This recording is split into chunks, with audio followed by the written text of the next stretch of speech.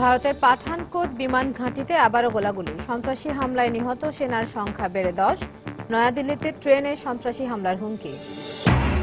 Saudi আরবে শিয়া নেতা শিমরের শিরশ্ছেদের জেরে বিশ্বের বিভিন্ন দেশে বিক্ষোভ, মধ্যপ্রাচ্যের জাতিগত উত্তেজনা বাড়ার আশঙ্কা যুক্তরাষ্ট্রের। তুরস্কের দক্ষিণ পশ্চিমাঞ্চলে কুর্দি বিদ্রোহীদের অবস্থানে নিরাপত্তা বাহিনীর গোলা হামলা, এক মাসে সামরিক অভিযানে 2.5 শতাধিক পিকেকে সদস্য নিহত। এবং আইএসের উত্থানের জন্য ওবামা ও হিলারিকে দায়ী করলেন ডোনাল্ড ট্রাম্প। অস্ত্র নিয়ন্ত্রণ আইনের কঠোর বিরোধিতা।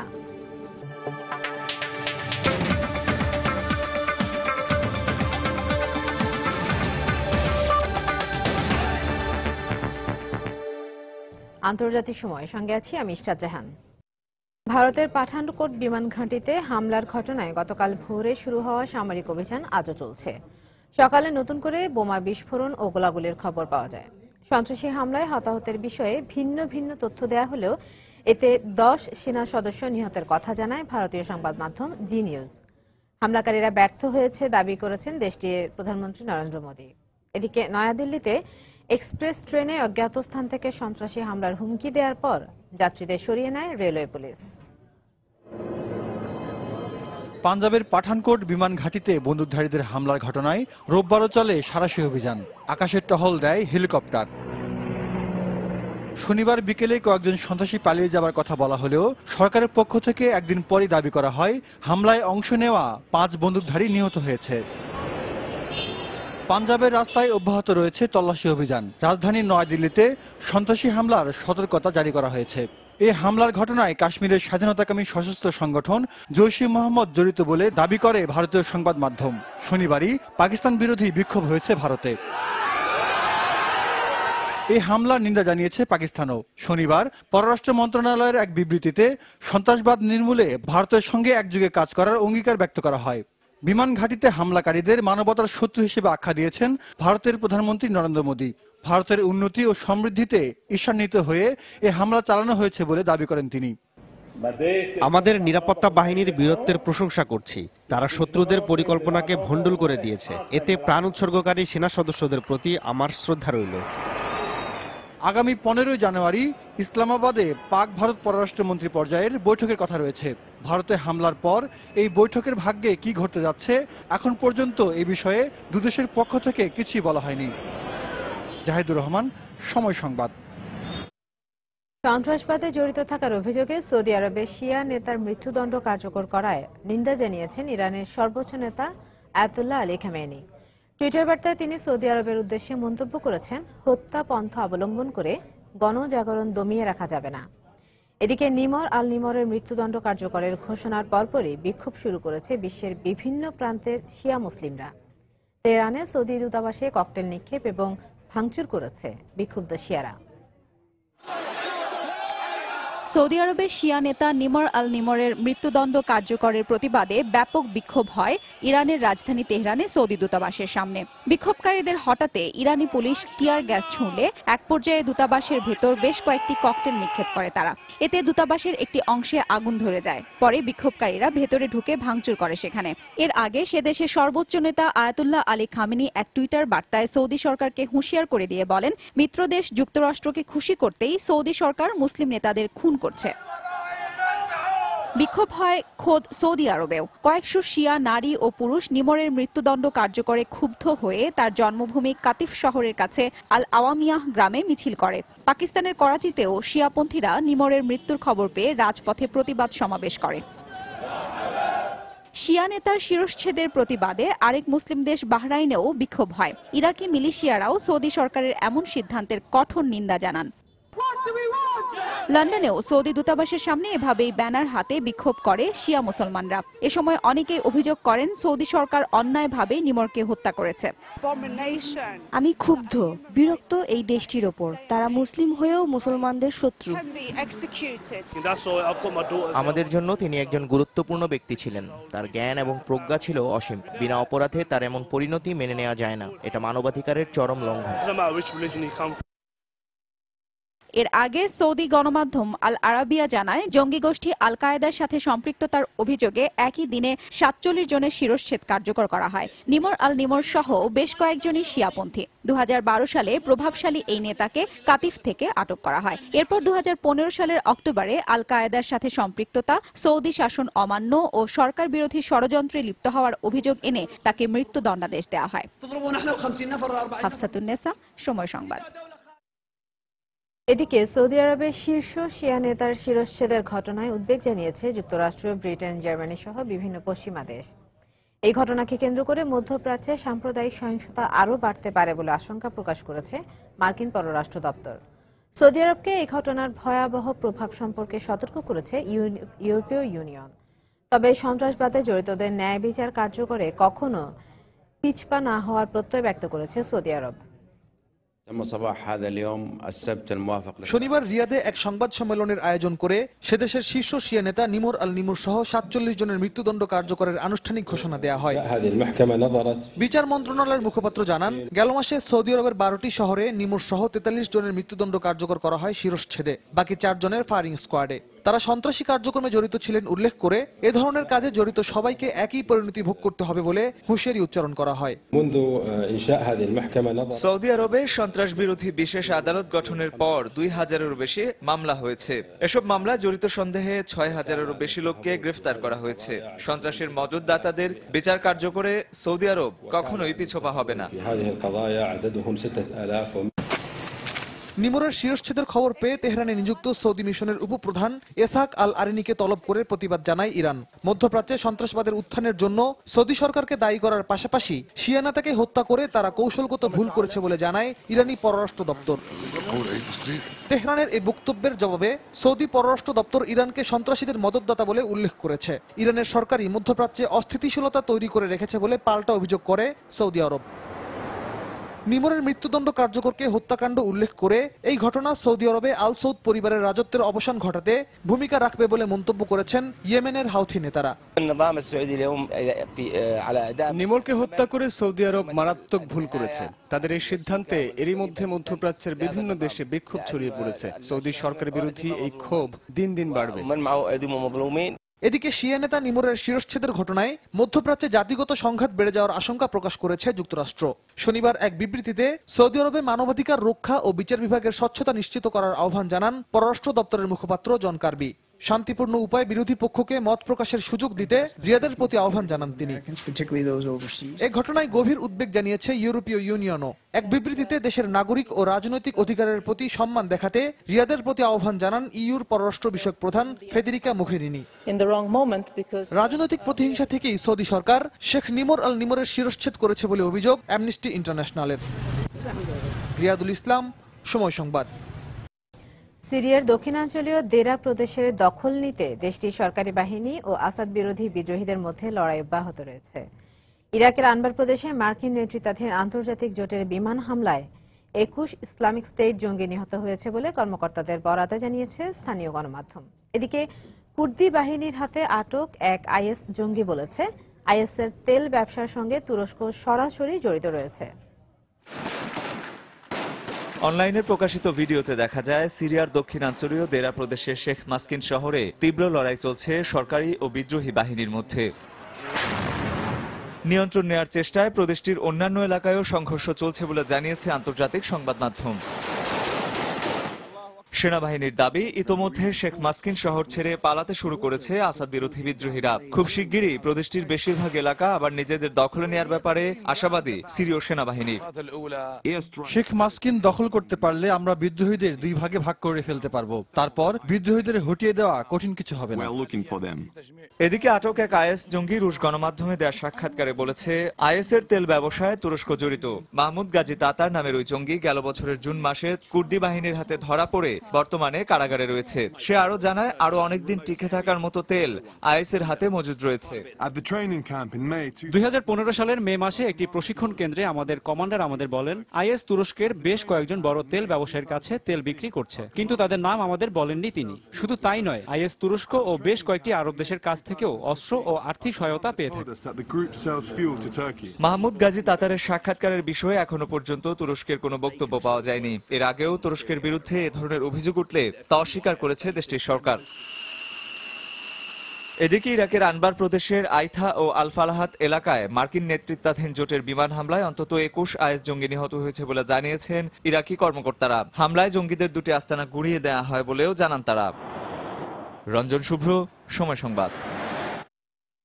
মিশরের সিনাই উপত্যকায় দেশটির বিমান বাহিনীর হামলায় ৪০ জনেরও বেশি জঙ্গি নিহত হয়েছে বলে জানিয়েছে আন্তর্জাতিক সংবাদ মাধ্যম।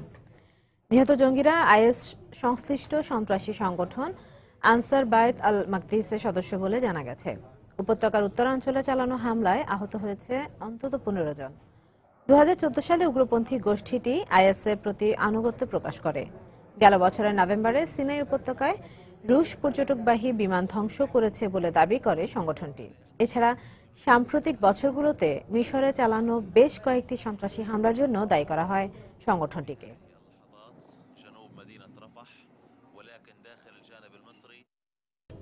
তুরস্কের দক্ষিণ পূর্বাঞ্চলে কুর্দি অধ্যুষিত সিজর এলাকায় গোলা হামলা চালিয়েছে সরকারি বাহিনী। শনিবারের এই হামলার পর স্থানীয়দের অনেকে ঘরবাড়ি ছেড়ে পালিয়ে গেছেন। এদিকে গেল এক মাসে তুরস্কের দক্ষিণ পূর্বাঞ্চলে দেশটির সামরিক বাহিনীর অভিযানে প্রায় ৩০০ কুর্দি বিদ্রোহী নিহত হয়েছে বলে জানিয়েছেন দেশটির একজন সামরিক কর্মকর্তা। শনিবার তুরস্কের সামরিক বাহিনীর ওয়েবসাইটে এক বিবৃতিতে বলা হয়, অভিযানে শিরনাক প্রদেশের সিরোজ জেলায় ১৭৯ জন, শিলোপিতে ২৭ জন এবং দিয়ারবাকির প্রদেশের সার জেলায় ৫৫ জন নিহত হয়। অভিযানে বিপুল সংখ্যক বিস্ফোরক নিষ্ক্রিয় করা হয়েছে বলেও জানানো হয়। এছাড়া কুর্দি বিদ্রোহীদের সামরিক প্রশিক্ষণে ব্যবহৃত একটি স্কুলও গুঁড়িয়ে দেয় তুর্কি বাহিনী। ডিসেম্বরে ওই এলাকায় জরুরি অবস্থা জারির পর থেকে তুরস্কের সামরিক বাহিনী সিরিয়া ও ইরাক সীমান্তে ব্যাপক অভিযান চালিয়ে আসছে। এলাকাটি স্বাধীনতাকামী কুর্দি বিদ্রোহীদের শক্ত ঘাঁটি হিসেবে বিবেচিত।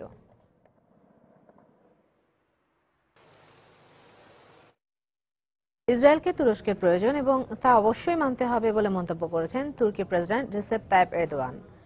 এএফপি জানায়, বিরোধ মিটিয়ে তুরস্ক ইসরায়েল সম্পর্ক স্বাভাবিক করার প্রক্রিয়ার মধ্যেই শনিবার এই মন্তব্য করলেন এরদোয়ান। ২০১০ সালে গাজা অভিমুখী ত্রাণবাহী তুরস্কের পতাকাবাহী জাহাজ মাভি মারমারায় ইসরায়েলি সামরিক বাহিনীর আক্রমণের আগ পর্যন্ত ইসরায়েল নেটোভুক্ত তুরস্কের আঞ্চলিক মিত্র ছিল। এই ঘটনার পর নিজেদের রাষ্ট্রদূত প্রত্যাহার করে নেয় দুই দেশ। এরপর তুর্কির প্রেসিডেন্ট ইহুদি রাষ্ট্র ইসরায়েলের বিরুদ্ধে নানা বিরূপ মন্তব্য করেছিলেন। গেল মাসে গোপন বৈঠকের পর থেকে দুই দেশের সম্পর্ক উন্নয়নের প্রক্রিয়া চলছে।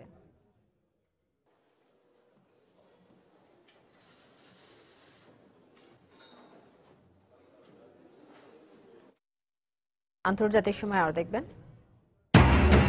তেল আবিবে হামলার পর ইসরায়েলি আরবদের এলাকায় নিরাপত্তা জোরদারের ঘোষণা নেতানিয়াহুর। পশ্চিম তীরে ১৭ ফিলিস্তিনের দাফন সম্পন্ন।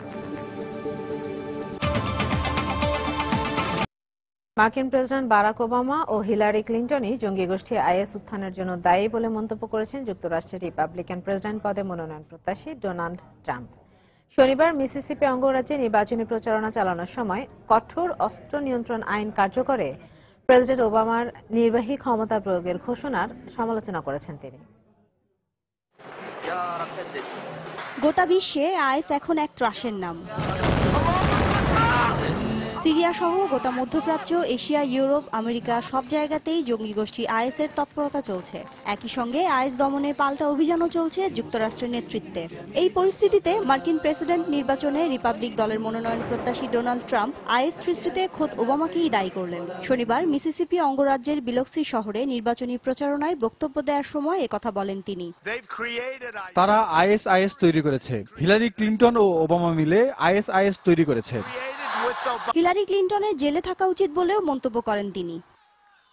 সবাই জানে হিলারি ক্লিন্টন যা করেছেন তাতে তার জেলে থাকা উচিত। পুরো সিস্টেমেই দুর্নীতিগ্রস্ত। তার ইমেল কেলেঙ্কারি কলঙ্কজনক। এদিকে যুক্তরাষ্ট্রে অস্ত্র নিয়ন্ত্রণ আইন নিয়ে প্রেসিডেন্ট ওবামার নির্বাহী ক্ষমতা প্রয়োগের ঘোষণার সমালোচনাও করেন তিনি। অস্ত্র আইনের সংশোধন কোনো যুক্তিযুক্ত সিদ্ধান্ত হবে না। তিনি এটা করতে পারেন না, আমি এটাতে ভেটো দেব। নির্বাচনী প্রচারণা শুরু থেকেই হিলারি ক্লিনটন, বিল ক্লিনটনের সমালোচনা করে আলোচনার কেন্দ্রবিন্দুতে রিপাবলিক এই নেতা। এরপরও নির্বাচনী দৌড়ে সবশেষ জরিপে এগিয়ে আছেন বিতর্কিত এই নেতা। রয়টার্সের এক জরিপে রিপাবলিকানদের মধ্যে ৩৯.৩% জনসমর্থন নিয়ে এগিয়ে আছে ট্রাম্প, 12.8 ও 9.6% জনসমর্থন নিয়ে যথাক্রমে দ্বিতীয় ও তৃতীয় অবস্থানে রয়েছে সিনেটর টেড ক্রুজ এবং বেন কারসন। শিরিন আক্তার, সময় সংবাদ। এদিকে গেল বছর যুক্তরাষ্ট্র পুলিশ অন্তত ১২০০ জনকে হত্যা করেছে বলে জানিয়েছে ব্রিটিশ গণমাধ্যম দ্য গার্ডিয়ান। নিহতদের বেশিরভাগ কৃষ্ণাঙ্গ বলেও জানায় পত্রিকাটি। গার্ডিয়ানে প্রকাশিত এক প্রতিবেদনের মতে পুলিশের সঙ্গে বন্দুকযুদ্ধ, সংঘর্ষ ও পুলিশের গাড়ির ধাক্কায় এরা মারা যায়। নিহত হওয়া ১২০০-র মধ্যে ১৫ ভাগই কৃষ্ণাঙ্গ, যাদের বয়স ১৫ থেকে ৩৪-এর ভেতর। প্রতিবেদন অনুযায়ী নিহত প্রতি ৫ জনের একজন ছিলেন নিরস্ত্র। সহিংসতায় মারা যাওয়া ৬ জনের মধ্যে একজন নিরপরাধ। নিহত হওয়া সবচেয়ে কম বয়সী ৬ বছরের এক প্রতিবন্ধী। ১৮ বছরের নিচে আছে ৪৩ জন। এছাড়া পুলিশের হাতে সবচেয়ে বেশি মারা গেছে ক্যালিফোর্নিয়ায়। প্রতিবেদন অনুযায়ী মোট ৮৯ ভাগ মৃত্যু পুলিশের গুলিতে, ৪ ভাগ জেল হাজতে পুলিশের নির্যাতনে এবং ৩ ভাগ পুলিশের গাড়ির ধাক্কায়। তবে এদের মধ্যে মাত্র ২৫৫ জনের হত্যা কর্তৃপক্ষ সমর্থন করেছে। আবারও ট্যাক্সি চালকের বিরুদ্ধে ধর্ষণের অভিযোগ উঠল ভারতে। এ ঘটনায় ভোপালের অনলাইন ভিত্তিক ওলা ক্যাবস নামে ট্যাক্সি পরিষেবা প্রতিষ্ঠানের এক চালককে অভিযুক্ত করা হয়েছে। গ্রেফতারের পর অভিযুক্ত ওই চালকের বিরুদ্ধে নারী নির্যাতন বিরোধী মামলা নথিভুক্ত করে পুলিশ। তবে আসামির দাবি, ওই মহিলার সঙ্গে তার বিয়ের প্রস্তুতি চলছে। প্রথম স্বামীর সঙ্গে বিবাহ বিচ্ছেদের পরই তাদের বিয়ের আনুষ্ঠানিকতা সম্পন্ন হওয়ার কথা ছিল। মামলার শুনানির আগে পূর্ণাঙ্গ তদন্তের উপর গুরুত্ব দেওয়ার কথা জানায় পুলিশ। গেল বছর রাজধানী দিল্লিতে মার্কিন মালিকানাধীন ট্যাক্সি পরিষেবা প্রতিষ্ঠান উবারের এক চালকের বিরুদ্ধে একই অভিযোগে যাবজ্জীবন কারাদণ্ড দেওয়া হয়।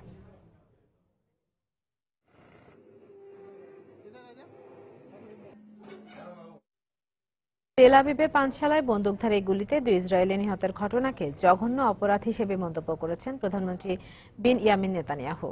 হামলাকারীকে পুলিশ খুঁজছে জানিয়ে ইসরায়েলি আরবদের বসবাসের এলাকায় নিরাপত্তা জোরদারের ঘোষণা দেন তিনি। এদিকে পশ্চিম তীরের হেব্রনে 17 ফিলিস্তিনের দাফন সম্পন্ন হয়েছে। ইসরায়েলের সেনাবাহিনী 23 ফিলিস্তিনির মরদেহ ফেরত দেওয়ার পর পশ্চিম তীরের হেব্রন শহরে 17 জনের লাশ নিয়ে মিছিল করে ফিলিস্তিনিরা। গত কয়েক সপ্তাহে ইসরায়েলি বাহিনীর হাতে এদের মৃত্যু হয়। দাফনের আগের এ মিছিলে অংশ নেয় শত শত মানুষ। এদিকে শুক্রবার তেল আবিবে অজ্ঞাত পরিচয় বন্দুকধারীর গুলিতে 2 জন নিহতের পর নিরাপত্তা বাহিনী সর্বোচ্চ সতর্কাবস্থায় আছে এবং হামলাকারীর খোঁজে তল্লাশি চালাচ্ছে। ঘটনাস্থল পরিদর্শন করে ইসরায়েলি প্রধানমন্ত্রী বিনিয়ামিন নেতানিয়াহু ক্ষুব্ধ প্রতিক্রিয়া জানান। ঘৃণ্য অপরাধ করেছে হামলাকারী। আমার সন্তানের বয়সী ছেলেমেয়েরা এখানে বসেছিল জন্মদিন উদযাপনের জন্য, বিনা দোষে তাদের মরতে হলো। আশেপাশের এলাকায় নিরাপত্তা বাড়ানো হয়েছে এবং হামলাকারীকে পুলিশ খুঁজছে। এদিকে সন্দেহভাজন হামলাকারী 29 বছর বয়সী নাশাত মিলহেমের বাড়িতে তল্লাশি চালাতে গেলে তার বাবা ছেলের কৃতকর্মের জন্য সবার কাছে ক্ষমা চান। আমি শুনেছি সে তেল আবিবে আছে এবং এই হত্যাকাণ্ড ঘটিয়েছে। এজন্য আমি ক্ষমা চাইছি। তার এমন কাজকে আমি কোনোভাবেই সমর্থন করি না। হতাহতদের প্রতি আমি সমবেদনা জানাচ্ছি। শুক্রবার তেল আবিবের ডিজেনগফ স্ট্রিট এলাকায় একটি পানশালায় স্বয়ংক্রিয় রাইফেলের গুলিতে 2 জন নিহত ও 7 জন আহত হয়। পানশালার মালিক জানান, হামলাকারী বাইরে বসেছিল, ব্যাগ থেকে রাইফেল বের করে এলোপাতাড়ি গুলি ছুঁড়ে পালিয়ে যায় সে। এ ঘটনা ইসরায়েল ফিলিস্তিনি উত্তেজনা আরও বাড়িয়ে দিয়েছে। সাম্প্রতিক সহিংসতায় অক্টোবর থেকে ডিসেম্বর পর্যন্ত অন্তত 21 ইসরায়েলি ও 131 ফিলিস্তিনি নিহত হয়েছে বলে জানিয়েছে বিবিসি। হাফসাতুন্নেসা, সময় সংবাদ।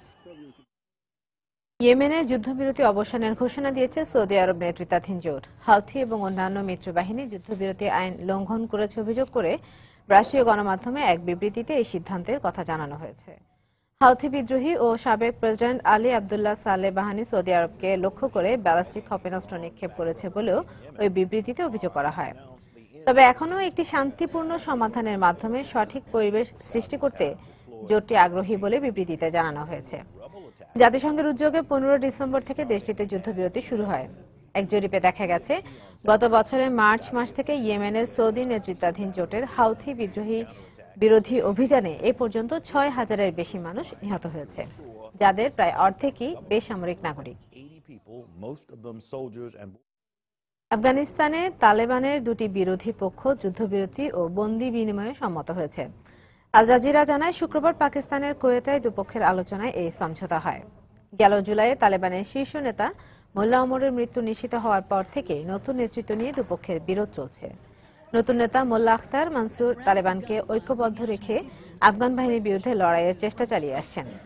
সরকারি বাহিনীর সঙ্গে যুদ্ধে তালেবানের দুপক্ষের ব্যাপক হতাহতের পরে তারা মতৈক্যে পৌঁছালো বলে জানায় গণমাধ্যম। তালেবানের অভ্যন্তরীণ বিরোধের কারণে আফগান সরকার আলোচনার জন্য কোনো পক্ষকে বেছে নিতে পারছিল না। এই সমঝোতা তালেবানের সঙ্গে আফগান সরকারের শান্তি আলোচনাকে ত্বরান্বিত করবে বলে মনে করছেন বিশ্লেষকরা। আফগানিস্তানের নিরাপত্তা বাহিনী হেলমান্দ প্রদেশে তালেবানের কারাগারে আটক 59 জনকে উদ্ধার করেছে। প্রতিরক্ষা দপ্তরের বরাতে রয়টার্স জানায় শুক্রবার রাতে নিরাপত্তা বাহিনীর বিশেষ অভিযানে তাদের মুক্ত করা হয়। তাদের মধ্যে 37 সেনা ও 7 পুলিশ সদস্যদের পাশাপাশি 15 জন বেসামরিক নাগরিক রয়েছে।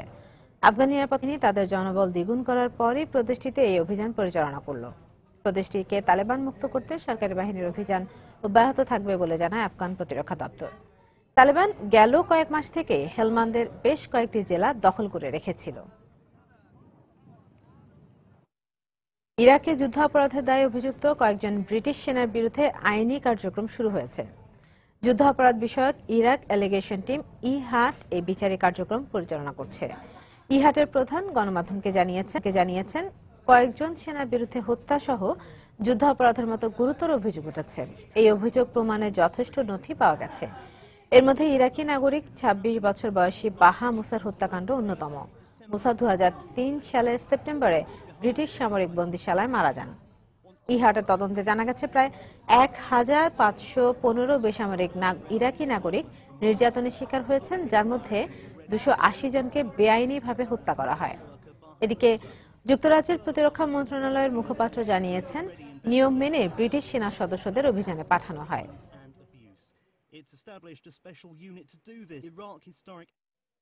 আন্তর্জাতিক সময় আরো যা দেখবেন। স্পেনে হয়ে গেল ব্যতিক্রমী দৌড় প্রতিযোগিতা। পোশাক নিয়ে 700 প্রতিযোগী অংশ নেন।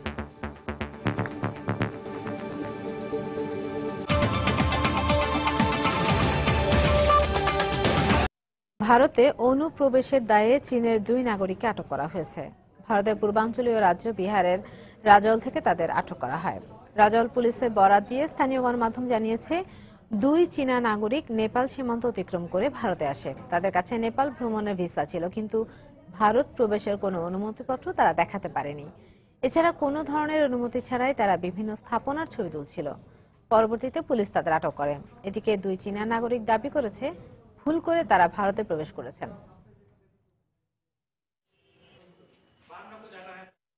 পূর্ব চীন সাগরে পাকিস্তান এবং চীন সেনাবাহিনী যৌথ সামরিক মহড়া চালিয়েছে। চীনের 2টি যুদ্ধজাহাজ এবং পাকিস্তানের 2 নেভি ভেসেল এই মহড়ায় অংশ নেয়। এ সময় 2 দেশের সেনাবাহিনী সাগরে গোলা নিক্ষেপ সহ বিভিন্ন কৃত্রিম সামরিক অভিযান পরিচালনা করে। চীন এবং পাকিস্তান নিজেদের ঘনিষ্ঠ মিত্র মনে করে। ব্যবসা বাণিজ্য, নিরাপত্তা এবং কূটনৈতিক সহ কয়েকটি বিষয়ে 2 দেশের মধ্যে চুক্তি রয়েছে।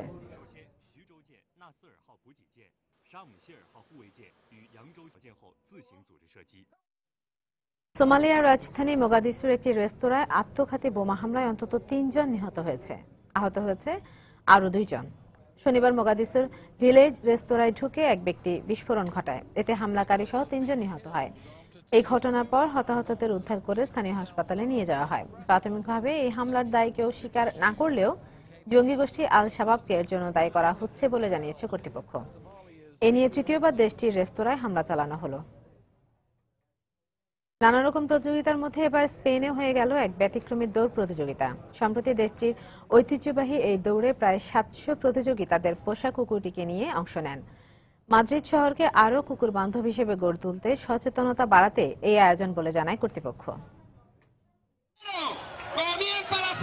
বাঁশি বাজার সঙ্গে সঙ্গে বাদ্যের তালে তালে হেলে দুলে চলেছেন প্রতিযোগীরা, সঙ্গে তাদের পোষা বিভিন্ন জাতের কুকুর। কিছুক্ষণ পর শেষ রেখায় পৌঁছে আনন্দে মেতে ওঠেন প্রতিযোগীরা।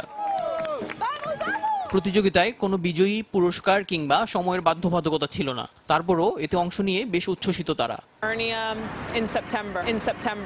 গেল সেপ্টেম্বরে আমার কুকুরটি হার্নিয়ায় আক্রান্ত হয়েছিল। তার চিকিৎসা ও পুনর্বাসনের জন্য আমি অনলাইনে সাহায্যের আবেদন করি। অনেকেই এগিয়ে এসেছেন। আজ ওকে নিয়ে এখানে খুব ভালো সময় কেটেছে। কুকুরের প্রতি সহমর্মিতার হাত বাড়িয়ে দেওয়ার আহ্বান জানালেন কেউ কেউ। যে কুকুরগুলোকে আমরা কাজে লাগাতে পারি না, তাদের দেখার কেউ থাকে না। হত্যা না করে তাদের সাহায্যে এগিয়ে আসা উচিত। মাদ্রিদ শহরকে আরো কুকুর বান্ধব করতেই এই আয়োজন বলে জানায় আয়োজকেরা। আমাদের উদ্দেশ্য একটাই, মাদ্রিদকে বার্সেলোনার মতো আরো কুকুর বান্ধব হিসেবে গড়ে তোলা। কুকুরদের নিয়েও যে একটি দিন আনন্দে কাটানো যায় তা শহরবাসীকে জানাতে চাই আমরা। প্রতি বছরই সেন্ট পেরেস্ট্রে আরবান ট্যুর নামের এই প্রতিযোগিতার আয়োজন করে থাকে বেওয়ারিশ ও আহত প্রাণীদের সহায়তাকারী দ্য রিফিউজ নামের একটি বেসরকারি সংগঠন। পোষা কুকুরটির সঙ্গে খুনসুটি আর নাচে গানে দিনটি বেশ ভালোই কাটে মাদ্রিদবাসীর। দেলোয়ার হোসেন, সময় সংবাদ। মনোবিজ্ঞানীদের মতে হতাশার কথা কাগজে লিখে তা ছিঁড়ে ফেললে নতুন উদ্যমে এগিয়ে চলার উৎসাহ পাওয়া যায়।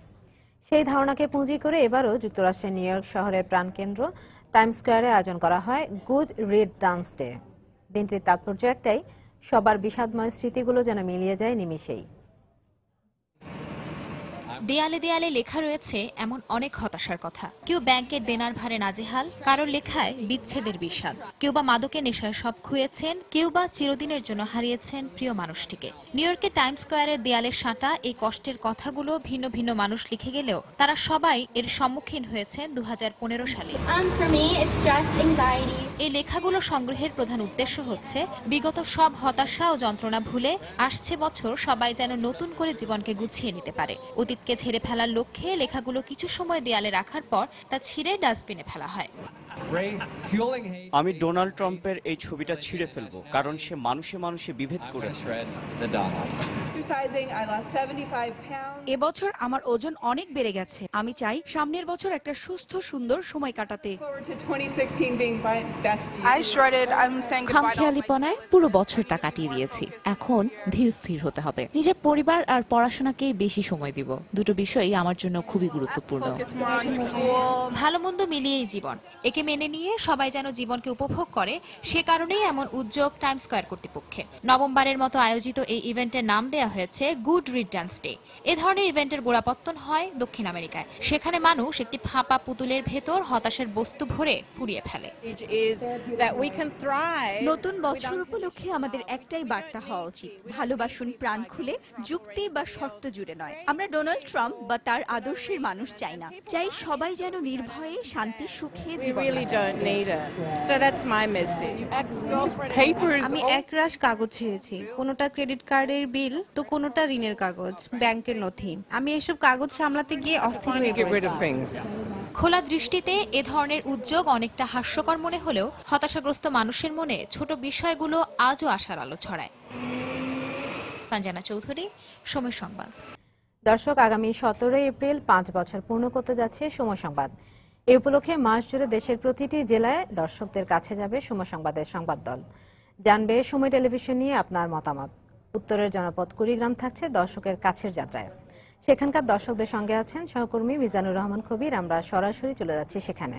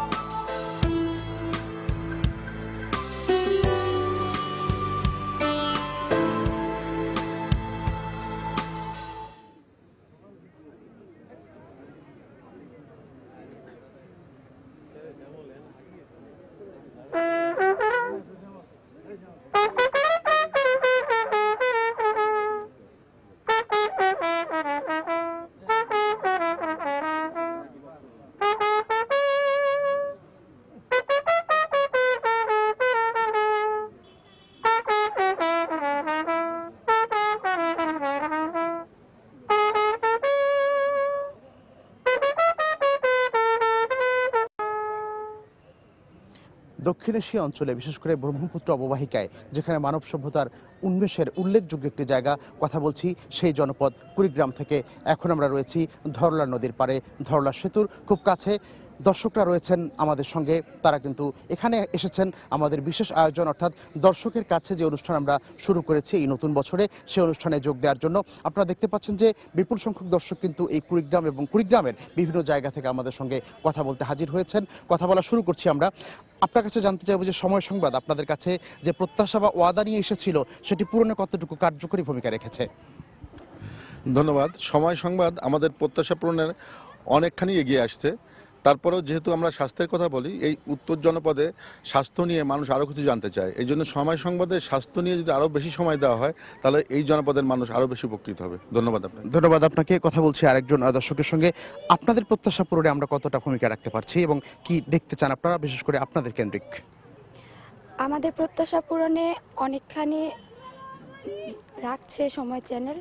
তো দেশের প্রত্যন্ত অঞ্চলগুলো নিয়ে যদি আরও বেশি অনুষ্ঠান করা হয়, আর মুক্তিযুদ্ধ বিষয়ক অনুষ্ঠান, শুধু মুক্তিযুদ্ধ বিষয়ক অনুষ্ঠানগুলোকে কয়েকটি মাস বা কয়েকটি দিনের মাঝে সীমাবদ্ধ না রেখে যদি সবসময় প্রচার করা হয়, মনে হয় আরও ভালো হবে। ধন্যবাদ আপনাকে। আপনার কাছে একটু জানতে চাইবো, আপনার আসলে সময় টেলিভিশনের কাছে চাওয়াটা কি? ধন্যবাদ সময় টিভিকে। সময় টেলিভিশনের কাছে আমাদের চাওয়া প্রান্তিক কৃষকদের নিয়ে যদি কোনো প্রোগ্রাম স্পেশালি করা হয়, যেখানে কৃষকের মাটি ও মানুষের কথা বেশি করে বলা হবে, তাহলে আমার মনে হয় যে কুড়িগ্রাম সহ গ্রাম বাংলার কৃষকরা উপকৃত হবে। আপনি আমাদেরকে একটু বলবেন যে আপনার যে চাওয়া সেটি কি? ধন্যবাদ। আমাদের চাওয়া হলো সময় টিভিতে আমাদের অত্র এলাকার লোকগুলোকে কিছু কার্যক্রম মানে আয়োজন করা বা কার্যক্রম দেওয়ার জন্য আমরা এটা আবেদন জানাচ্ছি অত্র এলাকার লোকগুলো। ধন্যবাদ আপনাদের। আমাদের সঙ্গে দর্শকরা কথা বলছেন, আরও কয়েকজন দর্শক আমাদের সঙ্গে অপেক্ষা করছেন। জানতে চাইবো আপনার কাছে সময় সংবাদ আপনাদের কাছে কতটা পৌঁছেছে এবং কেন পৌঁছেছে বলে আপনার মনে হয়?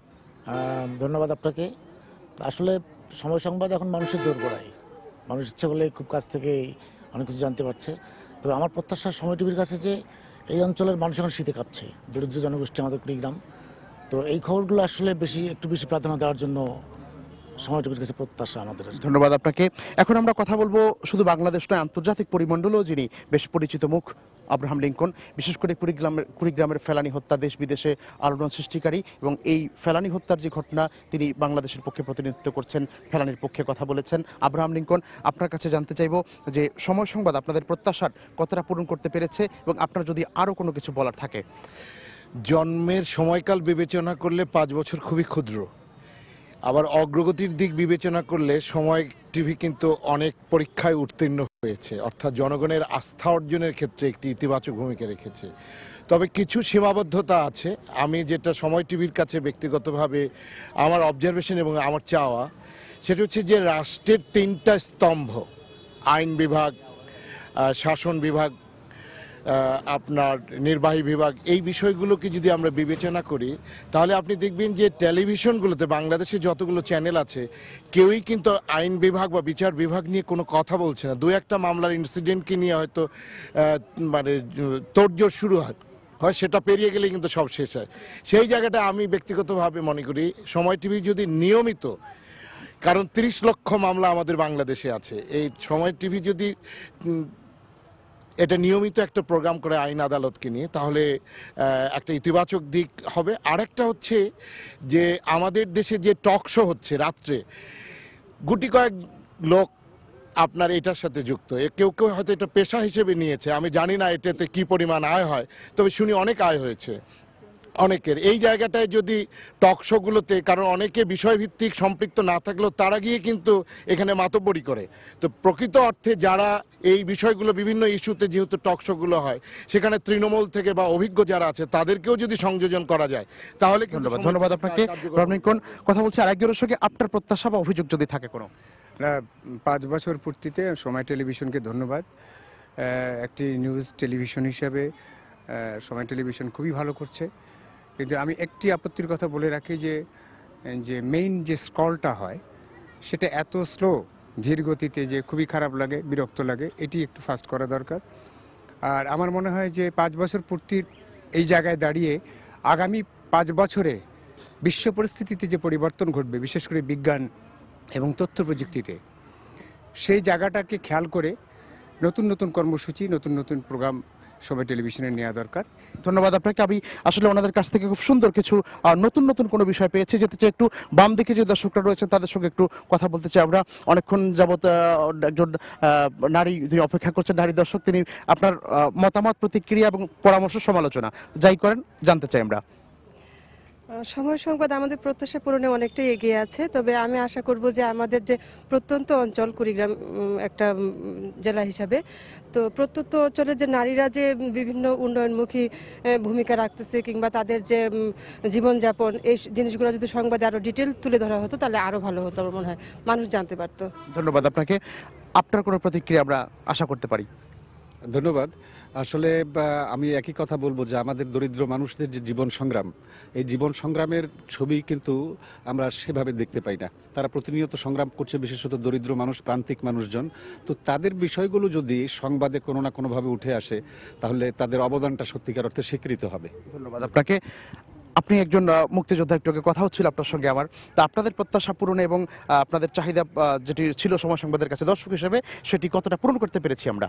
আমি মুক্তিযোদ্ধা হিসেবে মনে করি যে আপনাদের সময় সংবাদে যে দুদিন আমাদের যে অনুষ্ঠান দেখা হয়, তা আমরা মনে করি যে এটাকে যে যদি 7 দিনেই দেখা যায় কোনো না কোনো সময়, তাহলে আমরা খুব কৃতজ্ঞ থাকতাম আপনাদের কাছে মুক্তিযোদ্ধারা। ধন্যবাদ আপনাকে। আরেকজন দর্শক আমাদের সঙ্গে যোগ দিচ্ছেন। আপনার বিশেষ কোনো পরামর্শ আছে কিনা? এই প্রত্যন্ত অঞ্চলের এই জনপদকে নিয়ে যদি মানে সময় টিভি মানে আমাদের জীবনযাত্রার মান উন্নয়নের বা বিষয়টাকে যদি একটু বেশি করে দেখেন তাহলে আমরা সময় টিভির কাছে কৃতজ্ঞ থাকবো আর কি। ধন্যবাদ। আপনি কোন বিষয়টি উল্লেখ করতে চান সময় সংবাদ সম্পর্কে? আমি সময় সংবাদে যেটি দেখতে চাই, কুড়িগ্রামের যে সম্ভাবনার দিকগুলো, যেমন আমাদের সোনাহাট স্থলবন্দর আছে, এই ধরনের যে সম্ভাবনা দিয়ে আমাদের কর্মসংস্থান সৃষ্টি হবে, ব্যবসা বাণিজ্য বাড়বে, এই জিনিসগুলো যেন সময় টিভি আরও বেশি বেশি করে প্রচার করে। আপনি কোন বিষয়ে আসলে আমাদেরকে মন্তব্য বা পরামর্শ দিতে চান? আমি দিতে চাই সময় সংবাদ এমন একটা জায়গার মধ্যে আসি, অনুষ্ঠানটা চালু করছে, এই জন্য সময় সংবাদকে আমি ধন্যবাদ জানাই। এই প্রত্যন্ত অঞ্চলেই খুব শিক্ষিত লোকের হার কম, এই জন্য শিক্ষা ক্ষেত্রে এই ঝরে পড়া শিক্ষাকে যেন বেশি করে দেখায় এবং বেশি করে চালু করায়, এই জন্য আমি এই। ধন্যবাদ আপনাকে। আপনার কাছ থেকে আমরা কোন ধরনের পরামর্শ, সমালোচনা কিন্তু এখনো পাইনি, আপনি নির্দ্বিধায় সমালোচনা করতে পারেন। আমি নিজে একজন সংস্কৃতি কর্মী এবং সেই দিক থেকে বলবো যে বিশেষ করে মফস্বলের যে সংস্কৃতি আছে, এই সাংস্কৃতিক কর্মকাণ্ডগুলো আসলে সময় টিভিতে আরও বেশি করে আসা উচিত। কারণ ঘটনা হচ্ছে, আমি বলবো যে জাতীয় পর্যায়ে যে সংস্কৃতি চর্চা হয় সেক্ষেত্রে কিন্তু সেই বিষয়গুলো কিন্তু প্রতিটা চ্যানেল যেভাবে প্রচার করে, মফস্বলে কিন্তু এটা করা হয় না। ধন্যবাদ আপনাকে। আমরা চেষ্টা করবো সেই বিষয়টি তুলে ধরা। আর দর্শক হিসেবে আপনার কাছে আমরা একটি মন্তব্য বা পরামর্শ চাই। ধন্যবাদ। সময় টিভি আসলে বর্তমানে এই টেলিভিশন জগতে, বিশেষ করে ইলেকট্রনিক্স মিডিয়ার মধ্যে সময় টিভি অত্যন্ত একটা জনপ্রিয় চ্যানেল।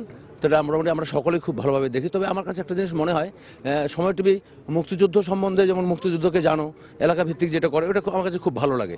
আমি আরেকটা জিনিস সময় টিভির কাছে খুবই প্রত্যাশা করি, সেটা হচ্ছে যে মফস্বল অঞ্চলে যে খেলাধুলা, বিশেষ করে প্লেয়ার সৃষ্টি করার ক্ষেত্রে, যে মফস্বল থেকে মানে ছোট থেকে প্লেয়ার সৃষ্টি করার জন্য যে খেলাধুলার এখানে অনেক ভালো ভালো প্লেয়ার আছে, তারা দেখা যাচ্ছে যে সময়ের অভাবে, মানে অভাবে, এটা আমরা চেষ্টা করছি, আপনারা পাচ্ছে না। তাদেরকে যদি প্যাট্রোনাইজ করা যায় বা খেলাধুলার সংবাদগুলো যদি বেশি করে প্রচার করা যায়। ধন্যবাদ আপনাকে। দর্শক, আমাদেরকে এই সংবাদগুলো যিনি পৌঁছে দেন আমাদের জেলা প্রতিনিধি মমিনুল ইসলাম মঞ্জু, জানতে চাইবো তার কাছে, মঞ্জু ভাই, এই সংবাদ সংগ্রহের ক্ষেত্রে ডেজ ইভেন্ট যেগুলো আমরা বলি নিউজের ভাষায়, এর বাইরে আসলে কোন কোন বিষয়কে আপনি গুরুত্ব দিয়ে সংবাদ সংগ্রহ করছেন, আমরা তা সম্প্রচার করাচ্ছি? কুড়িগ্রামে মূলত সবসময় সংবাদ থাকেই এখানে, বিশেষ করে সীমান্ত, এখানে প্রায় 340 কিলোমিটার এলাকা জুড়ে সীমান্ত রয়েছে এবং যেটা ভারতের 3টি প্রদেশের সাথে এটা যুক্ত, রাজ্যের সাথে যুক্ত, যার কারণে সীমান্ত নিয়ে সবসময় এখানে সংবাদ থাকে। এ বাদে কিছুদিন আগেও ছিল যেটা আপনার নিউজ, বিশেষ করে ছিটমহল যে বিনিময়টা হলো, এটি একটি বড় ঘটনা ছিল, যেটি ইতিহাসের মধ্যে একটা বিরল ঘটনা, পৃথিবীর ইতিহাসেও একটি বিরল ঘটনা, সেটি নিয়ে আমাদের সংবাদ পরিবেশন করতে হয়েছে। তারপরে এখন শীত চলছে, এখন শীত নিয়ে মানুষের দুঃখ কষ্ট নিয়ে আমাদেরকে সংবাদ পরিবেশন করতে হচ্ছে। আসলে মূলত আমরা সবসময় সবচেয়ে বড় বিষয় যেটা হলো যে কুড়িগ্রামের একসময় মঙ্গার জনপদ হিসাবে পরিচিত ছিল। সে মঙ্গাটা দুর্বৃত্ত হয়েছে, মানুষ সেটি নিজের চেষ্টায়। তো সংবাদ সেখানে কতটা ভূমিকা রেখেছে? সংবাদই সবচেয়ে বেশি ভূমিকা রেখেছে, সারা বিশ্বে এটি আলোচিত হয়েছে, দেশেও আলোচিত হয়েছে মঙ্গার বিষয়গুলো, যার ফলে সামাজিক নিরাপত্তা কর্মসূচিগুলো এখানে বেশি করে করা হয়েছে, যার ফলশ্রুতিতে মানুষ এখানে তাদের স্বাবলম্বী হওয়ার সুযোগ পেয়েছে, মানুষ নিজের পায়ে দাঁড়াতে সুযোগ পেয়েছে এবং সুযোগ পাওয়ার কারণে তারা মঙ্গার থেকে বের হয়ে আসতে পারছে। এখন মঙ্গার জনপদ বলার সুযোগ নাই। আরও সবচেয়ে বড় কথা হলো খাদ্য ঘাটতির যে জেলা, যেখানে খাদ্য নিয়ে সংকট, সেই জেলায় এখন সবচেয়ে খাদ্য উদ্বৃত্ত জেলায় পরিণত হয়েছে। ধন্যবাদ আপনাকে মমিনুল ইসলাম মঞ্জু। দর্শক, আমাদের সঙ্গে এখন কথা বলছিলেন আমাদের জেলা প্রতিনিধি মমিনুল ইসলাম মঞ্জু। শুনছিলাম আমরা দর্শকদের প্রতিক্রিয়া। আপনারা জানেন যে সময় সংবাদ তার 5 বছর পূর্তি উপলক্ষে এই বিশেষ আয়োজন করেছে, অর্থাৎ দর্শকের কাছে যাওয়ার জন্য যে অনুষ্ঠান। আমরা সরাসরি আপনাদের কথা শুনতে চাই, বাংলাদেশের প্রতিটি জেলায় আমরা যেতে চাই। শুরু করেছি 1 জানুয়ারি থেকে এবং এটি চলবে মাসব্যাপী এবং বাংলাদেশের প্রতিটি জেলায় আমাদের যাবার কথা রয়েছে। আগামীকাল সকাল 11টায় আপনাদের সঙ্গে আমাদের দেখা হবে, বেলা 11টায় দেখা হবে রংপুর থেকে, বিভাগীয় শহর রংপুর থেকে। আপনারা জানেন যে উত্তরের এই জনপদ, বিশেষ করে কুড়িগ্রাম, তার সভ্যতার উন্মেষ যে ঘটেছে, সভ্যতার উষালগ্ন থেকেই এখানে তারা বেশ ভূমিকা রেখে এসেছেন। একটু আগে আমাদের প্রতিনিধি তিনি বলছিলেন যে আমাদের এই এলাকাটি যেখানে মঙ্গাপ্রীত এলাকা ছিল, খাদ্য যেখানে সমস্যা ছিল, এখন সেখানে খাদ্য উদ্বৃত্ত আছে। এক্ষেত্রে গণমাধ্যম ভূমিকা রেখেছে, সময় সংবাদও চেষ্টা করে যাচ্ছে। এ ধরনের কথা শুনলাম আমরা, দর্শকদের সমালোচনা, তাদের প্রতিক্রিয়া, একজন এক একটি বিষয় তুলে ধরলেন, যার ফলে আমাদের সুবিধা হয়েছে আমাদের নিজেদেরকে শুধরে নেবার এবং নতুন কোনো বিষয় সংযোজন বা বিয়োজনের। তো দর্শক, আপনাদেরকে আবারও জানিয়ে রাখি যে দর্শকের কাছে যে অনুষ্ঠান 5 বছর পূর্তিতে আমরা শুরু করেছি, আগামীকাল আপনাদের সঙ্গে দেখা হবে রংপুরে। সে পর্যন্ত সবাই ভালো, সুস্থ এবং সুন্দর থাকবেন এবং অবশ্যই সঙ্গে থাকুন সময়ের।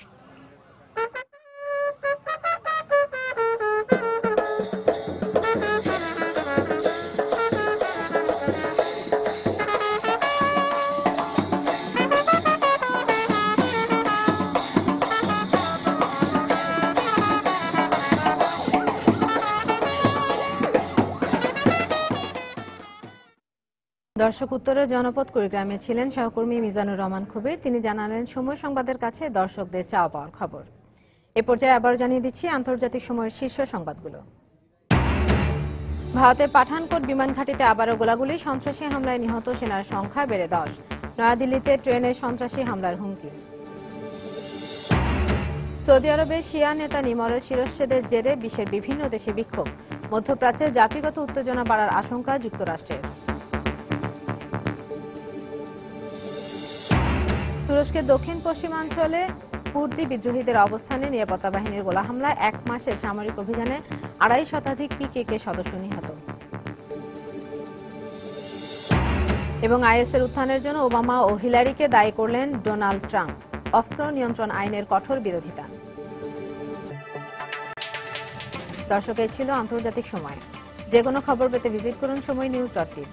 সঙ্গে থাকুন সময়।